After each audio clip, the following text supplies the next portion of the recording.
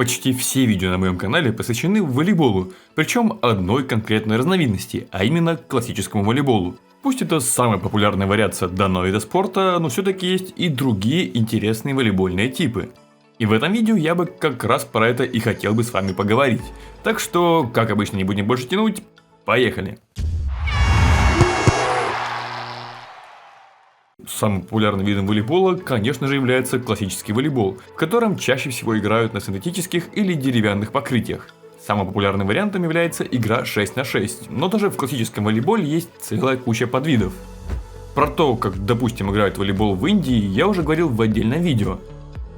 Чаще это связано с количеством одновременных участников матча, будь то игры 2 на 2, 3 на 3, 4 на 4 и тому подобное. Также есть такой тип волейбола, как миксты, когда на площадке появляются смешанные команды, где, как правило, 2 девочки и 4 мальчика. Пишите в комментариях, какая разновидность классического волейбола, на ваш взгляд, самая интересная, будет интересно узнать. Второй по популярности вид волейбола, конечно же, пляжный волейбол. Хорошая погода, песочек, возможность поиграть в волейбол. Что еще нужно? Самой популярной разновидностью является 2 на 2, но тут, как и в классическом волейболе, имеются практически все те же самые подтипы. Переходим к необычным разновидностям и начнем со троубола. Игра схематично напоминающая волейбол, только на площадке играют команды по 9 человек в каждой. И здесь можно ловить мяч в руки, точнее нужно ловить мяч в руки. И у вас будет 3 секунды, чтобы отправить его обратно. Нельзя отдавать передачу партнеру, нельзя двигаться, просто бросайте мяч. Оттого и такое название – throw ball – бросать мяч. В Советском Союзе была придумана схожая разновидность, которая называется пионербол. Тут уже не 9, а привычные 6 человек. Задача все та же, нужно поймать мяч и отправить его на сторону соперника. Но здесь вы можете сделать 3 шага и выполнить бросок в прыжке, или же отдать передачу, и ваш партнер сможет сделать 2 шага и выполнить бросок в прыжке. Пока мы вернулись в уютные залы, то давайте разберем еще несколько видов. И первый это волейбол. Не волейбол, а волейбол. От слова wall – стена. Здесь вы играете в узком зале. Мяч может один раз касаться стены на каждой стороне. То есть, чтобы наворотить очко, вам нужно либо чтобы мяч упал на пол, либо чтобы 2 раза коснулся стены соперника. В общем, хороший вариант развить вашу координацию, а также прокачать вашу вариативность принятия решений для того, чтобы заработать очко. Есть и еще один прикольный вариант, но уже без волейбольного мяча – джолибол. Здесь у каждого участника есть 2 шарика, и как только в руки попадает 3-й игровой мяч, то он должен начать жонглировать, а затем либо отдать передачу, либо перебросить шар на сторону соперника. Для набора очков необходимо, чтобы шар упал на стороне противоположной команды, или была допущена другая техническая ошибка, например, аут или попадание в сетку. Фрилибол – разновидность волейбола, имеющая высокую популярность в Германии. Тут правила чем-то похожи на теннисные, но после первого отскока вам необходимо ударить мячом в свою площадку, а не просто перебивать его на сторону соперника. Изначально задача может показаться чересчур сложной, но ее упрощает очень низкая сетка. Есть практически идентичная дисциплина – фистбол, только площадка здесь куда больше, да и бить по мячу можно только кулаком, но уже и не обязательно с отскоком от своей площадки. Есть также и паралимпийская дисциплина – волейбол сидя. Правила тут вряд ли нужно дополнительно объяснять. Что вам необходимо запомнить, это то, что нужно контактировать с поверхностью любой частью тела от ягодиц до плеч, а также нельзя вставать.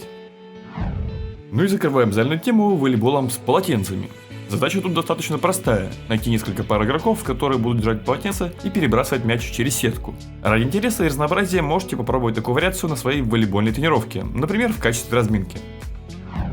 Если вам не нравится играть в зале, либо не любите жару и песок, но любите волейбол, то с недавних пор огромную популярность стал набирать снежный волейбол, который проводится по правилам пляжного волейбола, но только в формате 3 на 3. Хотя, как и в других типах волейбола, вы можете сами варьировать правила для игры. Если вам и этот вариант не подходит, то можно поваляться в грязи. Для этого есть волейбол в грязи или болотный волейбол. Вроде как особых отличий тут нет, только разные типы грязи под ногами, так что можете выбрать подходящую для себя. Если вы хотите просто хорошо провести время на природе, то можно поиграть в бигбол. По сути, все тот же классический волейбол, только мяч большого размера, оттого и появилось это название. Тут главное быть осторожней, потому что, используя классическую волейбольную технику, вы можете травмировать ваши руки. Если вам все еще недостаточно тяжело, то попробуйте гувербол. Это некая разновидность троубола, но с тяжелым медицинским мячом. Отличный вариант весело и продуктивно провести силовую тренировку. Так, добавим немного экзотики в наше видео. Водный волейбол или акваволейбол. Обычно тут используются стандартные волейбольные правила, так что разобраться будет несложно. Сложнее будет найти бассейн с волейбольной сеткой. Еще сложнее будет найти оборудование для игры в боссабол. Тут потребуется целый батут с 2 трамплинами. Вряд ли на подобных турнирах идет какой-то напряженный соревновательный бой. Скорее это больше развлечения. В этой разновидности и касаний больше, да и многие стараются покреативить в наборе очков. Есть варианты побюджетней, а именно спайкбол. Тут вам потребуется всего лишь небольшой батут. Обычно игры проходят в формате 2 на 2. У вас есть стандартные 3 касания для того, чтобы организовать атаку. Тут нет разделения на половины, вы можете двигаться в любом направлении, лишь бы ваш соперник не мог выполнить последующий атакующий удар. Хотите разделения площадки, то тогда вам подойдет тэкволи. Тут у нас интересная смесь волейбола и настольного тенниса. У команды есть 3 касания, а также есть еще одно ограничение. Нельзя атаковать в пределах выделенной зоны, которую вы видите на этом видео. Но даже не обладая подобным игровым столом, можно достать что-то более доступно и спокойно поиграть в тэкволи со своими друзьями.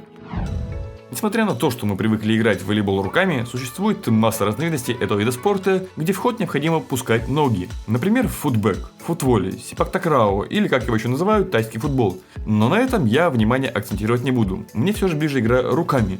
В хорошем смысле, без пошлостей. Я женатый человек. Хотя иногда... Надеюсь, данный формат видео вам понравился и вы оцените его лайком. Если хотите видеть больше разнообразного контента на канале, то обязательно пишите про это в комментариях. Также не забудьте написать, в какие из перечисленных видов волейбола вы играли, а в какие хотели бы поиграть. Будет очень интересно почитать. Ну а с вами, как обычно, был Николай Иванов. Любите то, что вы делаете, и все у вас обязательно получится. Скоро увидимся. Пока.